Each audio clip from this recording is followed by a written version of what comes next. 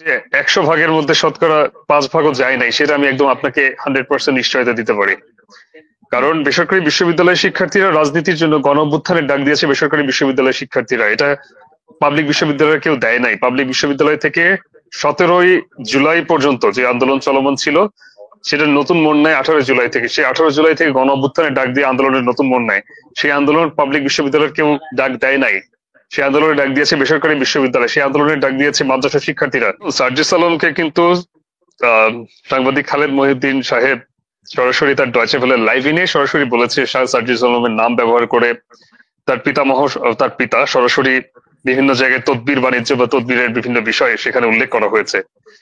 সচিবালয়ে গেলেই যে কেউ লবিং করতে যাবে বিষয়টা এমন না, তারা না জেনেই নিজেরা যেখানে এসব কাজে জড়িত সেখানে না জেনে আরেকজনের নামে চাপানোর যেই চেষ্টা বা যে ধরনের একটি অপরাজনীতি তারা শুরু করেছে, এটির জন্য বেসিক্যালি এনসিপিতে আসলে সত্যিকার অর্থে কোনো সুষ্ঠু ধারার রাজনীতি আসলে কোনো চর্চা হবে না। দেখুন, আমরা আসলে রাজনীতি করার জন্য বা কোনো রাজনৈতিক দল গঠন করে কোনো বিষয়কে সামনে নিয়ে আসবো, বিষয়টা এভাবে কখনোই ছিল না, বা এটার জন্য আসলে 24শে জুলাই বিপ্লব হয় নাই। কখনো আমরা গণ অভ্যুত্থান বলছি, কখনো বিপ্লব বলছি।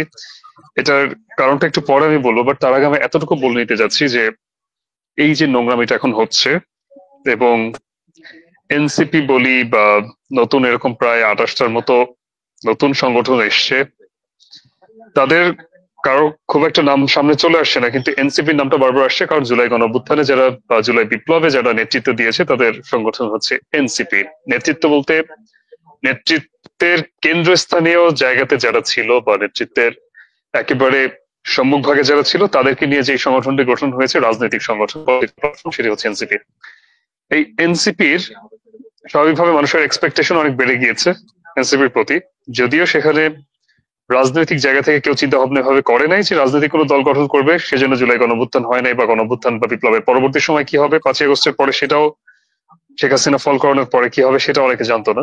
তো সেই দৃষ্টিকোণ থেকে এনসিপির প্রতি একটি অদৃশ্যমান বা একটি সাময়িকভাবে বা একটি অনাকাঙ্ক্ষিত ভাবেই তাদের প্রতি একটি আস্থা জন্ম নেয়। তো বর্তমানে তাদের বিভিন্ন কৃতকর্ম থেকে শুরু করে নানাভাবে যে বিষয়গুলো সামনে চলে আসছে, এর কারণে শুধু এনসিপি যে একটা রাজনৈতিক প্ল্যাটফর্ম হিসেবে এর মধ্যে অনাস্থা বা এদের প্রতি মানুষের বিতৃষ্ণা তৈরি হচ্ছে শুধু সেটি না, সেই সাথে 24শে জুলাই বিপ্লবের অগ্রবর্তী এবং কাণ্ডারী হিসেবে যারা ছিল তাদের প্রতিও মানুষের বিরূপ ধারণা আসছে, এবং একই সাথে মোটা তাকে বলতে গেলে 24শে জুলাই গণঅভ্যুত্থানের প্রতি, জুলাই বিপ্লবের প্রতি মানুষের বাজে ধারণা ক্রিয়েট হচ্ছে।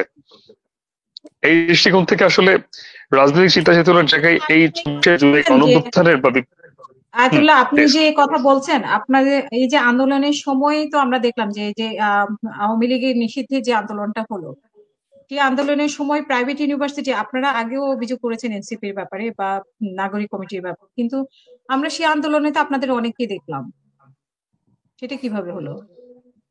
বেসরকারি বিশ্ববিদ্যালয়ের জায়গা থেকে দেখেন অনেককে দেখা একটা বিষয়, আর গণজাগরণের রূপ নিয়ে নেমে আসে আরেকটা বিষয়।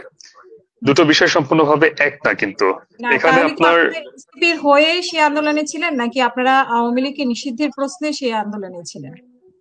না, আওয়ামী লীগের নিষিদ্ধের প্রশ্নে হয়তোবা সেই আন্দোলনে ছিল, কিন্তু এনসিপির হয়ে সেই আন্দোলনে বেসরকারি বিশ্ববিদ্যালয়ের যে, আমি যদি বলি যে 100 ভাগের মধ্যে শতকরা 5 ভাগও যায় নাই, সেটা আমি একদম আপনাকে 100% নিশ্চয়তা দিতে পারি।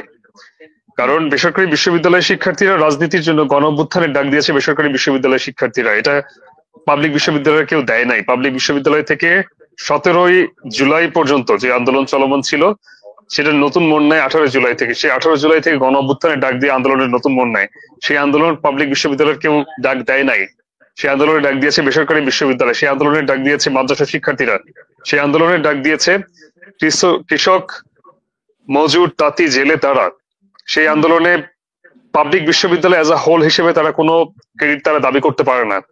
তাদের আন্দোলন 17ই জুলাই যখন ঢাকা বিশ্ববিদ্যালয়ে বিজিবি বর্ডার গার্ড বাংলাদেশ যখন হল ভ্যাকেন্ট করে, সেখানেই তাদের আন্দোলন শেষ। এবং সেই আন্দোলন ছিল কোটা সংস্কার আন্দোলন। এরপর আন্দোলনের নতুন টার্নিং পয়েন্ট আসে, এবং সেই নতুন টার্নিং পয়েন্ট ছিল 24শে জুলাই গণঅভ্যুত্থান, জুলাই বিপ্লবের।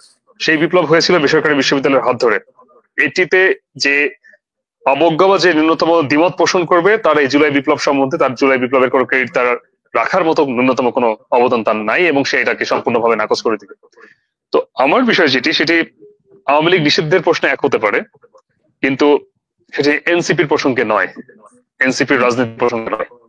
কেন এবং আমরা এখানে এনসিপির প্রসঙ্গে নয় কেন? এনসিপির সাথে মানে আপনারা যারা জুলাই বিপ্লব করেছে আমরা তো জানি যে তারা এনসিপি গঠন করেছে, তো সেখানে আপনারা বলেছিলেন এর আগেও কিছু তাদের সাথে অসঙ্গতির কথা। সেখানে আপনার সাথে সাজ্জিদ আলমের একটা অডিও আমরা শুনেছি, সেখানে আপনি সচিবালয়ে গিয়ে লবিং করতেন এবং সেটা সাজ্জিদ আলম ঠেকানোর চেষ্টা করতে, এরকম একটা বিষয় এসেছে, সেই বিষয়ে আপনি কি বলবেন? চমৎকার প্রশ্ন। দেখুন, সার্জিস আলমকে কিন্তু সাংবাদিক খালেদ মহিউদ্দিন সাহেব সরাসরি তার ডয়চে ভেলে লাইভ ইনে সরাসরি বলেছে সার্জিস আলমের নাম ব্যবহার করে তার পিতা সরাসরি বিভিন্ন জায়গায় তদবির বাণিজ্য বা তদবিরের বিভিন্ন বিষয়ে সেখানে উল্লেখ করা হয়েছে। সচিবালয়ে গেলেই যে কেউ লবিং করতে যাবে বিষয়টা এমন না। প্রথমত একটা ভিডিও ক্লিপের কথা বললেন, একটা ভয়েস ক্লিপের কথা বললেন, যেটির স্পষ্টভাবে যেখানে উল্লেখ করা হচ্ছে যে সেখানে আমাদেরই এক আন্দোলনের এক সহযোদ্ধা বা বেসরকারি বিশ্ববিদ্যালয়ের বর্তমানে সদস্য সচিব, তার মামি অন্তঃসত্ত্বা, তার মামা হচ্ছে একটি জায়গায় আছে, তো সেখানে তার মামা হচ্ছে বদলি হয়ে সেই জায়গায় আসতে যাচ্ছে। তার 3 বছরের বেশি মেয়াদ যেটা দরকার হয় সেটি সম্পূর্ণভাবে সেই জায়গা পূরণ করা হয়েছে, কিন্তু তারপরে তাকে হচ্ছে কোনোভাবে সেখানে নেওয়া হচ্ছে না। তখন সে একটি দরখাস্ত লিখে আবেদন করে এবং সেই দরখাস্তে এই ডিজি, যে খাদ্য ভবনের যিনি ডিজি ছিলেন, সে উপজেলা খাদ্য গুদামে একটি সামান্য চাকরিজীবী, এমন কোনো আহামরি জায়গায় নয়।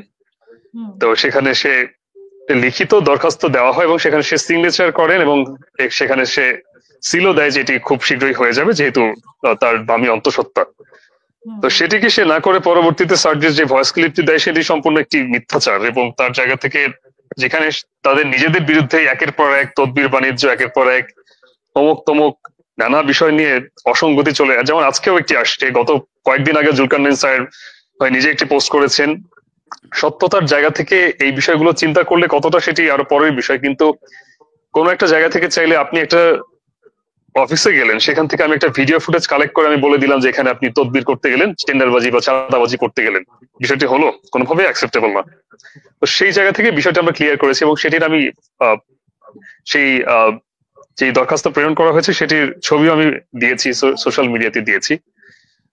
তো একাধিক জায়গায় বিভিন্ন জায়গায় কারা তদবির করে বেড়াচ্ছে বা কারা টেন্ডারবাজি করে বেড়াচ্ছে সেটি কিন্তু দিনের আলোর মতো পরিষ্কার। কয়দিন আগে দেশ টিভিতে এটা নিয়ে একটি রিপোর্টও পাবলিশ হয়েছে।